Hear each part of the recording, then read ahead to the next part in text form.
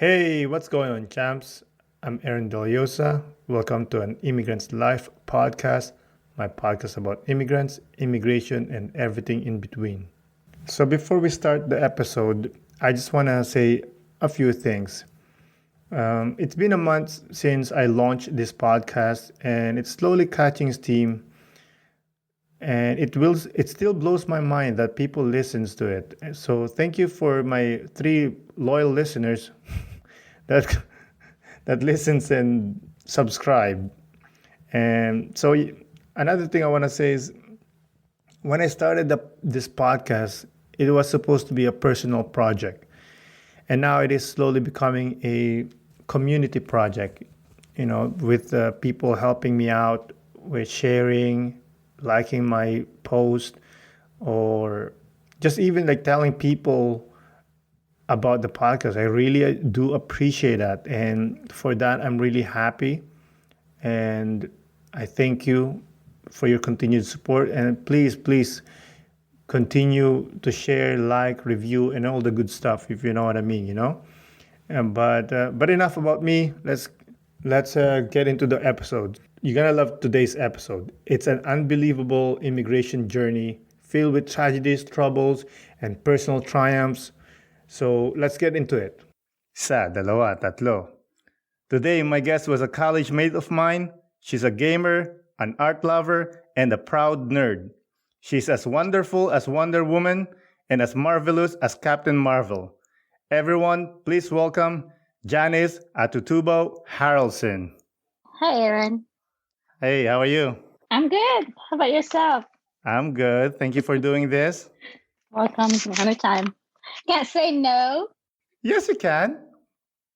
No. I would love to share my story as well. I know some people would hopefully learn from my story, and we're same school, we're same place, so it's always good to help each other. Thank you. I really appreciate that. So, first question I really want to know is Yes. DC or Marvel? DC or Marvel? I think my heart close to Marvel. Really, why? Yeah. Because of though Superman is DC. I don't know. I have a lot more collection comic books, Marvels. Marvel. All right. I'm more DC than Marvel. Yeah, I like obviously Batman is the best. Yeah, I don't like Superman. He's too good. He's too nice. I don't like that. I want some darkness. And Marvel owns by Disney. That's why. Okay.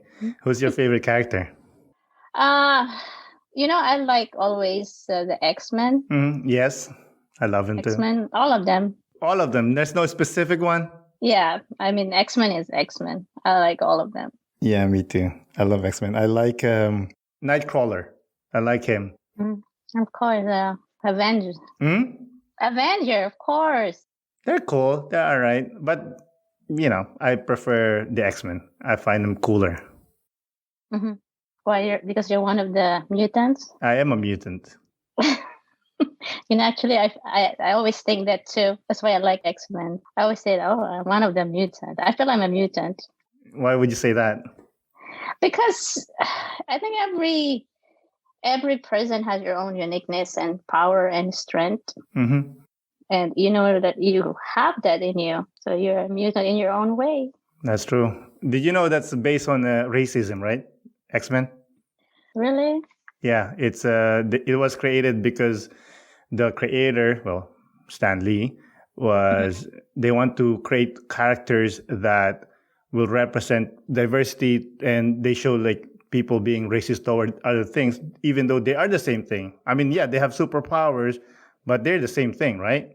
And I always hated when I was growing up, like when the mutant allows the human beings, the normal ones, to suppress them. I'm like, yo, dude, you got superpowers, man. Kick their asses. Okay. Good to know. I didn't know that. It's based on racism. Yeah, it is. Good to know. So if you could have one superpower, what would it be? And why?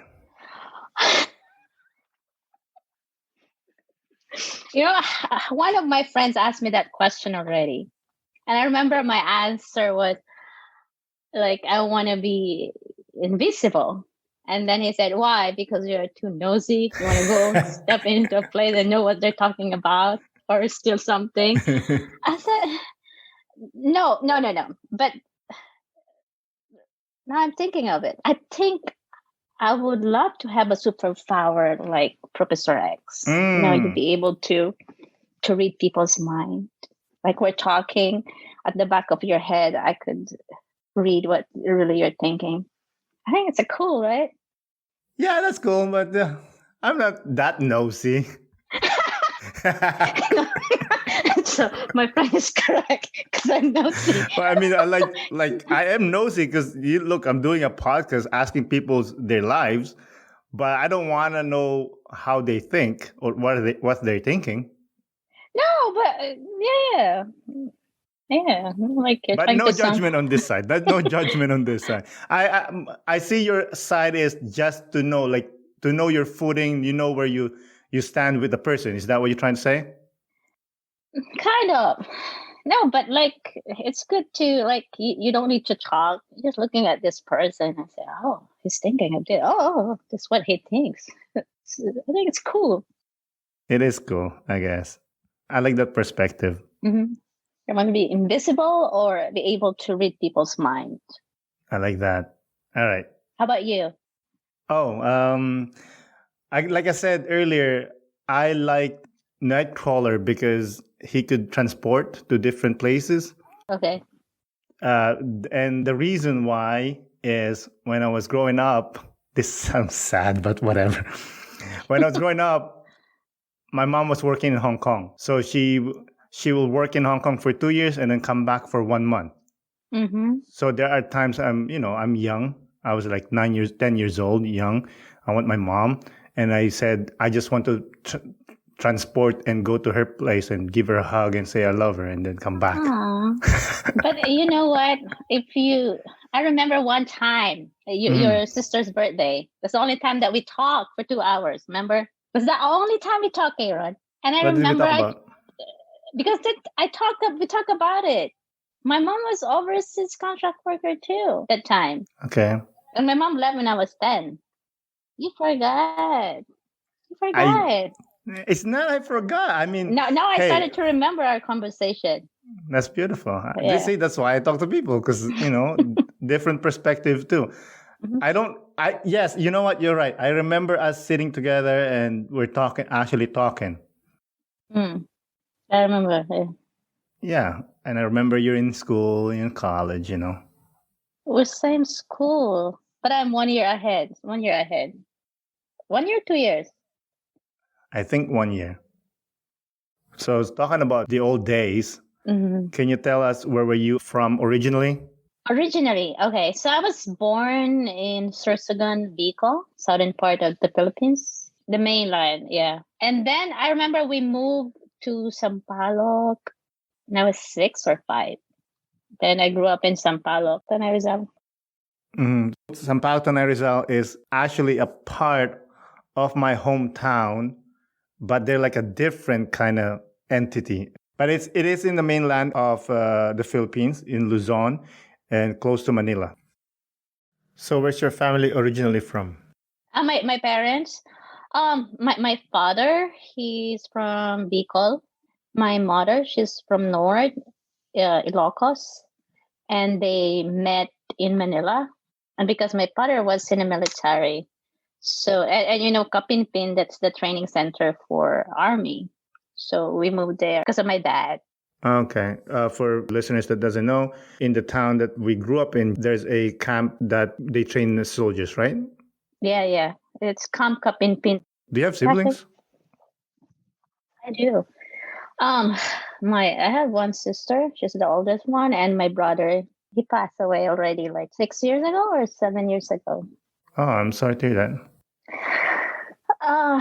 It was an ambush. He was also in military, and oh, okay. I'm sorry to hear that. No, it's okay. It's okay, Aaron. Okay. You mentioned to me that your dad was a painter or is a painter? My dad, he was an undergrad fine art student. He was really good in arts. I grew up seeing his paintings, drawings. But, I regret that I did not keep all those artworks, you know? Mm-hmm. So, Is he still alive? no, he died, Oh, okay. I think 3 years before my brother, if I remember. And did he paint professionally or it was just his hobby? Yeah, just his hobby. But he was a fine art student, so. This is a weird question, but what's your fascination with she-wolves? Sorry. Why? I don't know. It's just fascinating.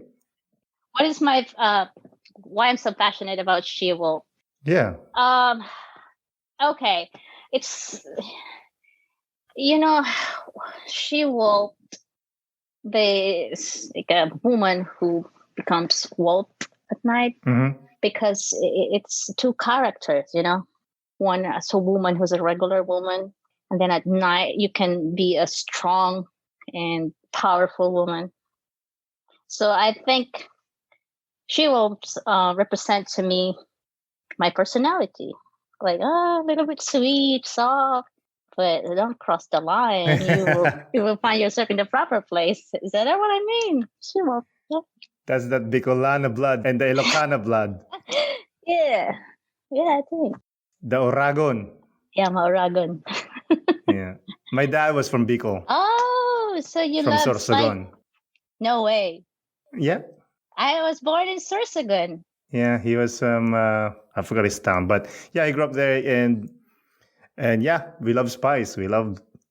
Oh, do you just speak the dialect? Because I still do. No. You don't? No. I was born there and grew up, and I remember I have some memories until 5 years old, but until now I speak the dialect.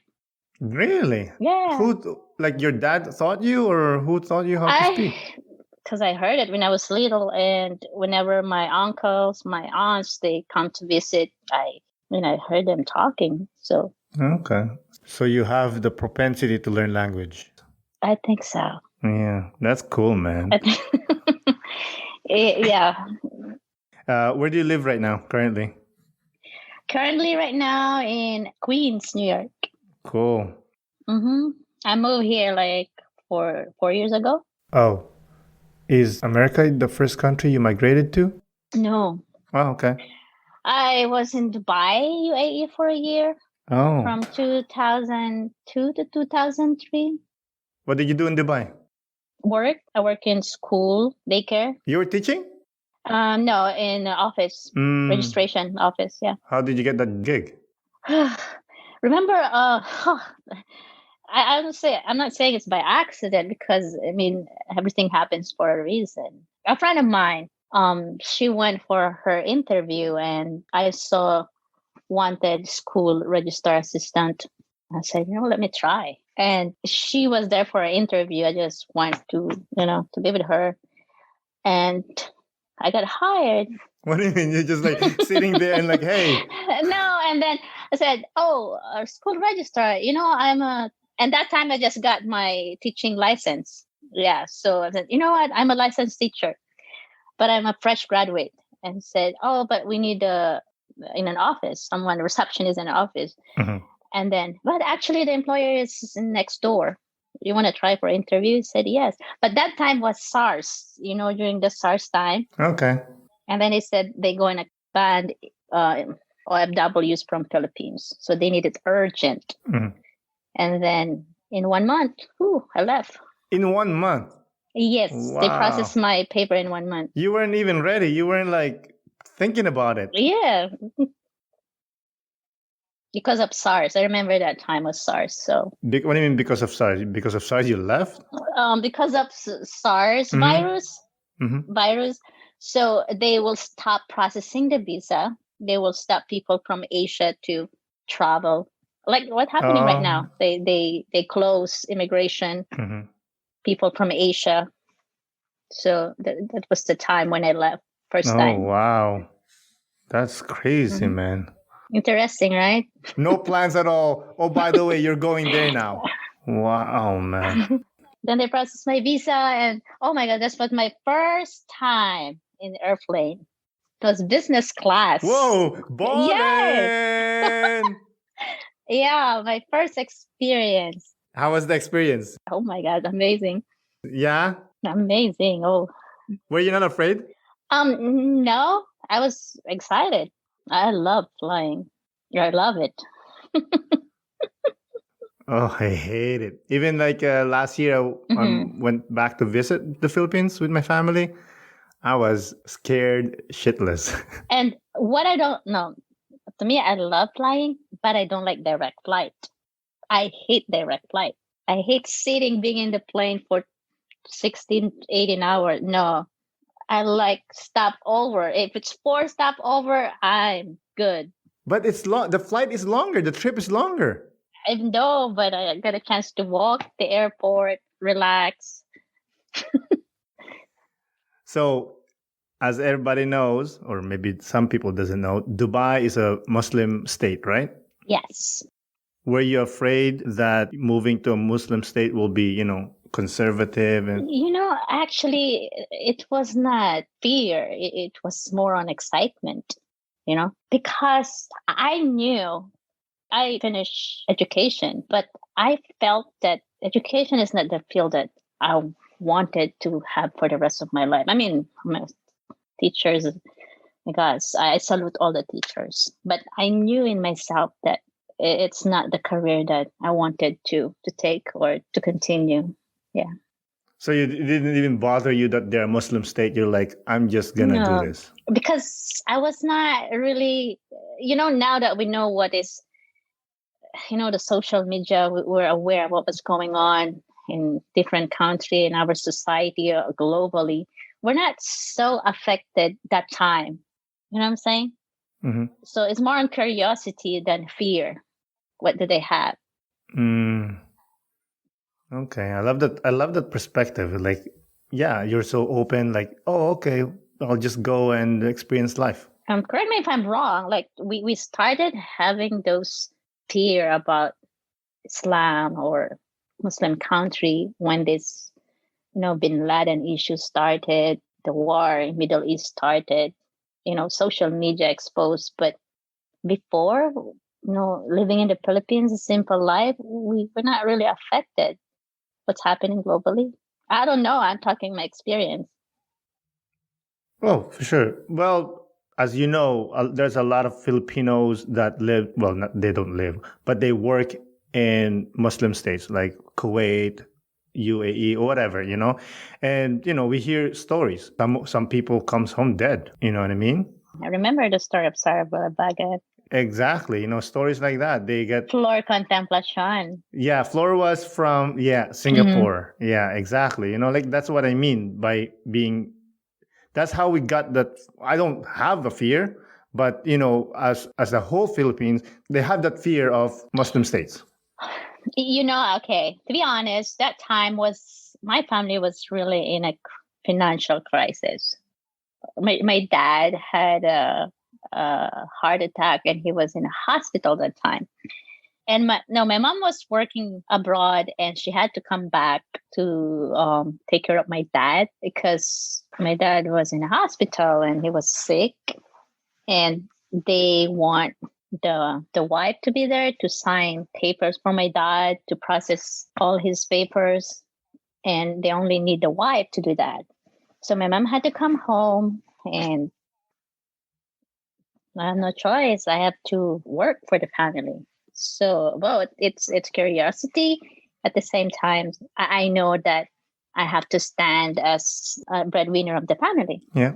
Because my sister was already married that time and she already had 2 kids that time, I remember.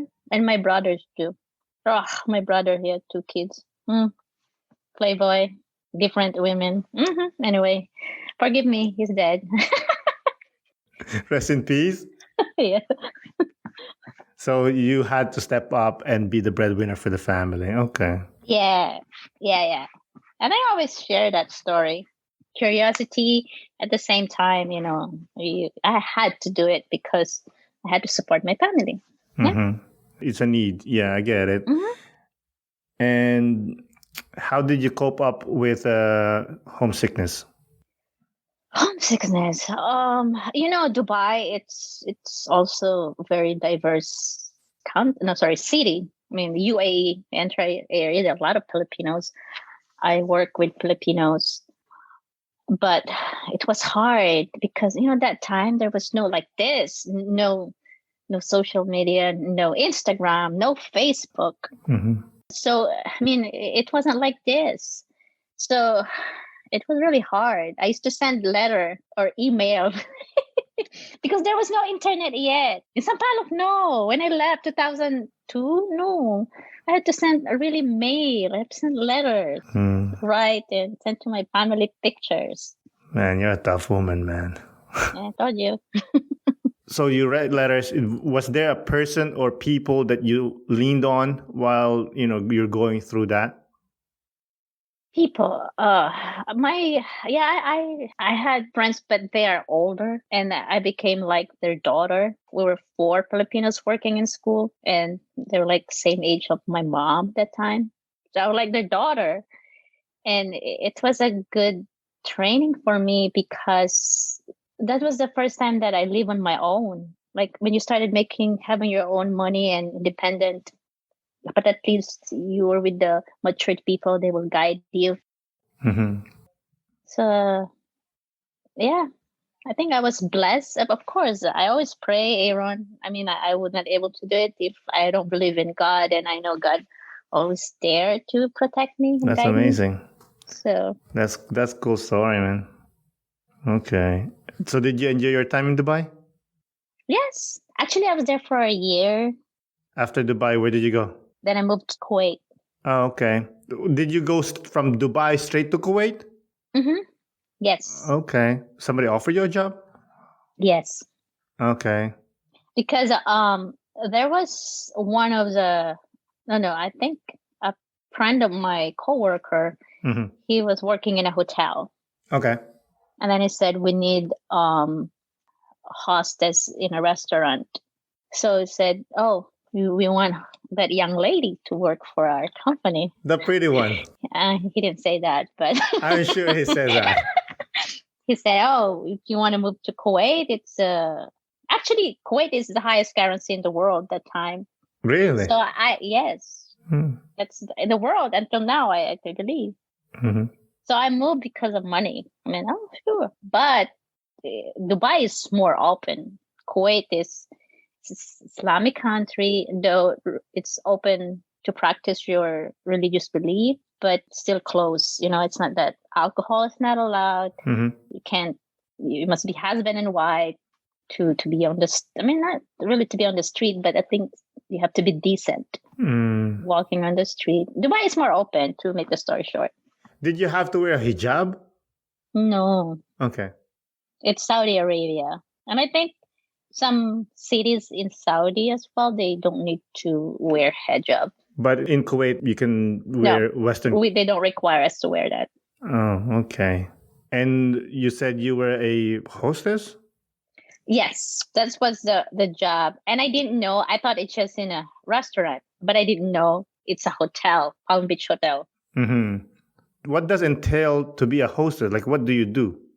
To be a hostess? Mm-hmm. Actually, it's just a regular when you go to a restaurant, you welcome the guests, then guide them, assist them. That was my expectation to do. I didn't know that it's a huge hotel. I thought it's a regular restaurant. I didn't know, man, it's Palm Beach Hotel. And then I thought they assigned me to a restaurant. And it's not like here or in a place said, "Oh, this is the job specifically you do." There they can move you to different department. Mm-hmm. Then they moved me to a front desk. Okay, like a receptionist? Yes. Okay. Yeah, it was a great experience. So my expectation and the job that I got is more than my expectation. And that's what my first hotel job. Palm Beach Hotel, Salwa, Kuwait. Oh, that's awesome. What year was that? 2004?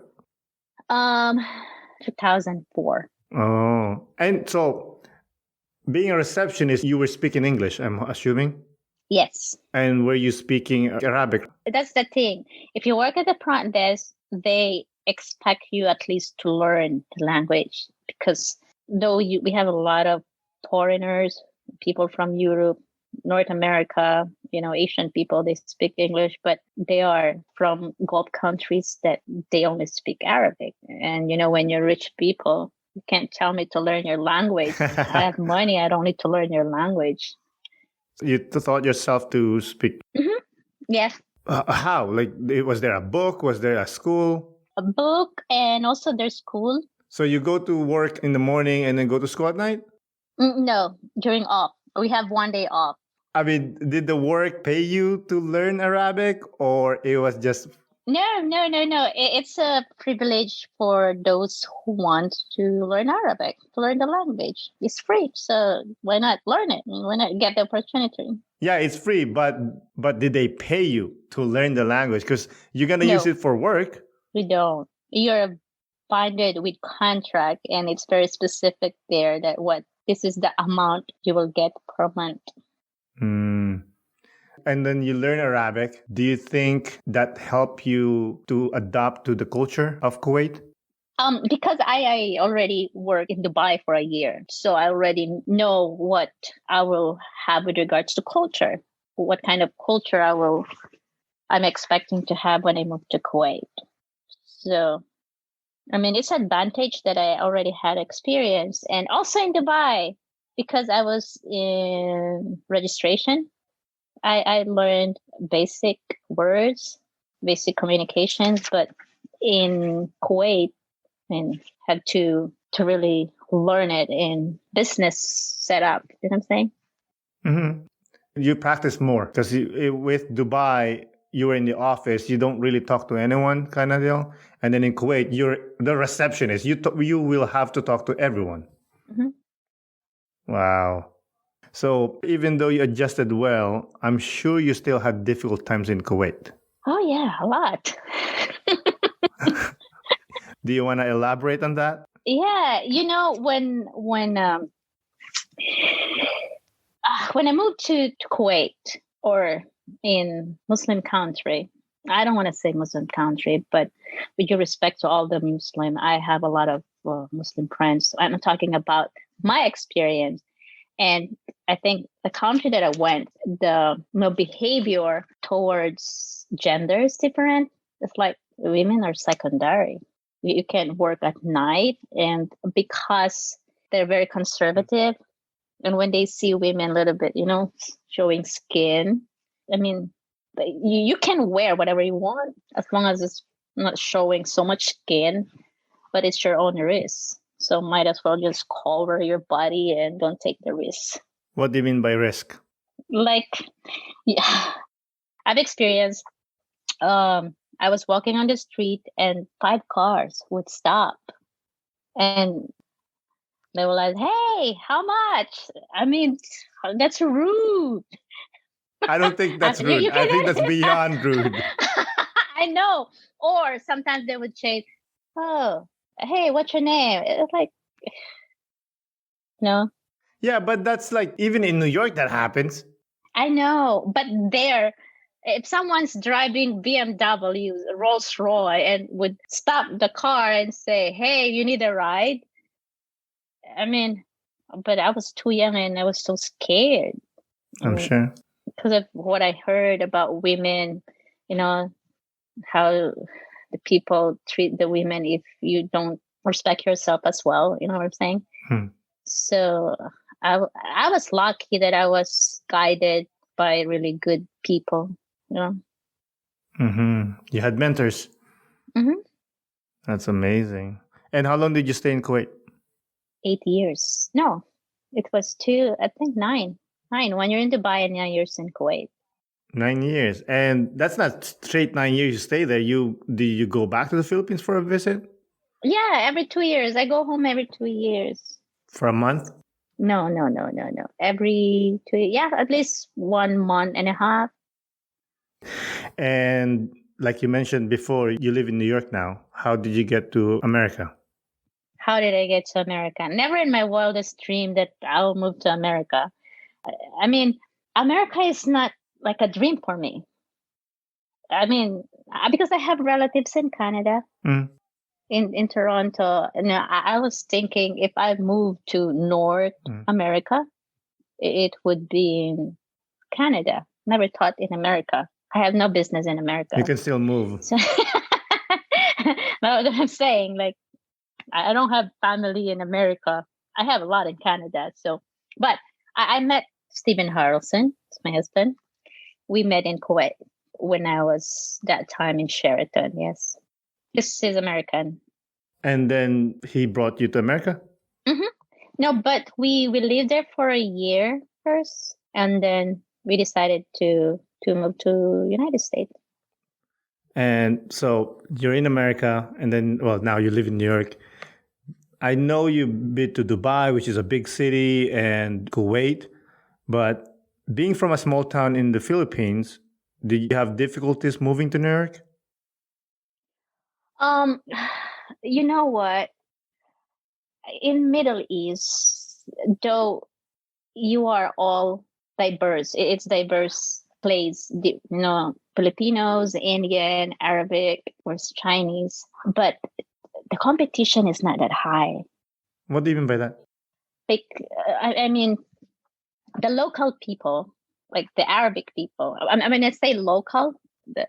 I mean, those who are citizen of the place. The expectation, the privileges, the salary, the treatment, you know, it's totally different. You're there to work for them. You know what I'm saying? But if you move to America, you have to think that you're all equal. The local, born and raised, and all immigrants, you have to compete all at the same time. I mean, you could. And like there, you are all immigrants. You're from different countries. But in America, you have to compete with the local people. That's the difference for me. Like in Kuwait or in the Middle East, if you're not a local, as you say, you're on the lower level of the totem pole, and you're going to stay there forever. There is no way you're going up. But in America, you're on the same level and you can compete. Yes. That's what I mean with that. So does that mean that you love America? Of course, I love America. You know, what I'm saying is, when I was in the Middle East, the language barrier is acceptable. If I'm not fluent in English and he's not fluent in English as well, it's fine. We know we're both immigrant. You know what I'm saying? If you have a thick accent and I have my own very thick, cute accent, it's acceptable. We understand that we're different animals from different countries. So more acceptable. But if you're in America, you really have to be competitive. That's how I see it. Yeah, I see that. You say, yeah. That's very American. That's how Americans look. Like, you have to compete. Like in Canada, we don't do that. We do compete, but we're like, we'll try to get to the goal. If you get there, happy for you. If I get there, you're happy for me. But there's no like, we're on each other's neck kind of deal. No, it's not. I'm talking about in a happy competition. Of course, if you see someone is become successful and they are achieving their goal, their dreams, of course you're happy. What I'm saying is, I'm talking about my work. Okay. Right? Because I left, I mean, my 9 years experience in Middle East, like I started building my career there from receptionist. The last position, I think I was supervisor, but because of, how do you call it one? Women could not work overnight. And to become a manager, you must know the 24 hours cycle job of the business. But they limit it for women because women's not supposed to work at night. You know what I'm saying? I understand. All right. Yeah, that sucks, man. That's like, hey, let's play basketball. But by the way, you cannot use both of your hands. Correct. I got it. You're trying to be politically right over here. I get it. It's all good. And let's stay on being politically correct. Oh, okay. Go ahead. Is it true that New Yorkers are rude? I'm New Yorker now. Uh, I think it depends. I think it depends. If you're rude on the street, then expect people to be rude also, Mm-hmm. But, New York City is a very immigrant friendly city, that I would say. So, though, I don't know how many immigrants, I think 31%. How many percent? I'm not sure. Sorry, correct me if I'm wrong. So, most of the people here compared to other cities are immigrants. Because I live in North Carolina for 3 months. Okay. I feel that I'm really moved to a different place. Why? because because in Middle East, at least when I move, I still talk Filipino. I work with Filipinos. Mm-hmm. I think for 3 months that I was there, I didn't see one Filipino at all. Wow. Yeah. No Filipino. I did not. Of course, there are, but I did not see. I'm sure. And also in Charlotte, you have to drive. You can't go here and there. Mm. And I was there for 3 months. And then you moved to New York. Moved to New York. Yes. What do you love about New York? You know what I love about New York? It's very accessible to everything. And, if you're in New York, you'll say, oh, I'm craving for Chinese food. All right, go to Canal Street. And then tomorrow you would say, oh, you know what? I'd like to have some Turkish food. Go to Astoria. You'll find everything there. Oh, I love Filipino food. Go to Woodside. And then you will see all Filipino right there. That's what I like. It's a really diverse and very friendly, immigrant-friendly city. Very Filipino to talk about food, by the way. That's what I love New York. And I don't need to bother myself driving. If I want to go to one place, I can take the subway, take the bus. Mm-hmm. So in Dubai, you suffered culture shock, and then you went Kuwait, which is pretty much the same. Was there a different culture shock when you went to the States? Wow, it's not a culture shock. I told myself, wow, I miss half of my life. What do you mean? Aaron, I left like I was 21. That's the prime you as a person. And then when I moved 10 years ago, I was like 30s already, like 31 when I moved to the United States. And then I never taste alcohol in my life. You don't drink? I don't. There's no drink. I mean, I'm glad because, of course, I'm Baptist in the Philippines. We don't drink. Until now, I am. We don't drink. Sure, I know Baptist that drinks. Okay. I know yeah. I remember you. But what I'm saying is, there is not allowed. You're gonna be in jail, and yeah. So 10 years living there. It's like wow. It's like a little freedom for me. You know what I'm saying? No, I'm not going to bar or drink what. It's still I keep the culture, like the values I have, my preferences. But it's totally different. And like you can wear whatever you want. But that's the thing. In Middle East, I wear like always long sleeve. I don't want to show my skin and it's still in my mind.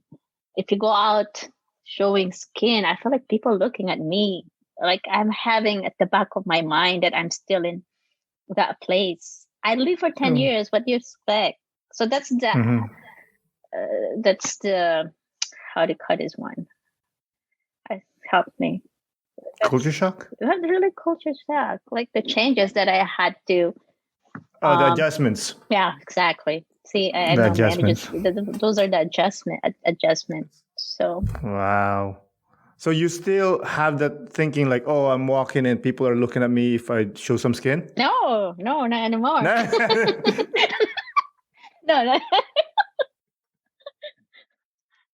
No, not anymore. All right, how about this? Being away from home several times, did you get better dealing with homesickness? Homesickness, not really, because that's the thing. I'm a shy person, but I'm very bubbly. I don't know. Like I have my way to make myself happy. What do you mean by that? No, what I mean, I can watch TV by myself, watching comedy show, and I enjoy it. You know what I'm saying? Like I can do my arts on my own and forget about homesickness. I have my own way to divert the negative to positive, the sadness to happiness. I think that's the reason why I think it's helped me. That personality helped me a lot, to survive, especially in Middle East. Oh, I'm sorry. I'm not saying against Middle East. My God, I love Dubai and Kuwait. I've learned a lot, and I got a lot of money from that country. So, I mean, I love those countries. Yeah, no, you're not talking shit about them. It's just, It's my experience. and it was a rough experience, right? There's nothing wrong with that. You're not saying like, oh, that country's bad because of this and that. No, you're just saying it because, it was a rough go. Even this country, I mean, I love America, but there are a lot of bad things going on in this country as well. So I don't want to enumerate that. But there's always good and bad wherever you go. That's what I'm saying. Exactly. All right, let's pivot a little bit. Okay. I know you're a well-traveled person. What do you love about traveling?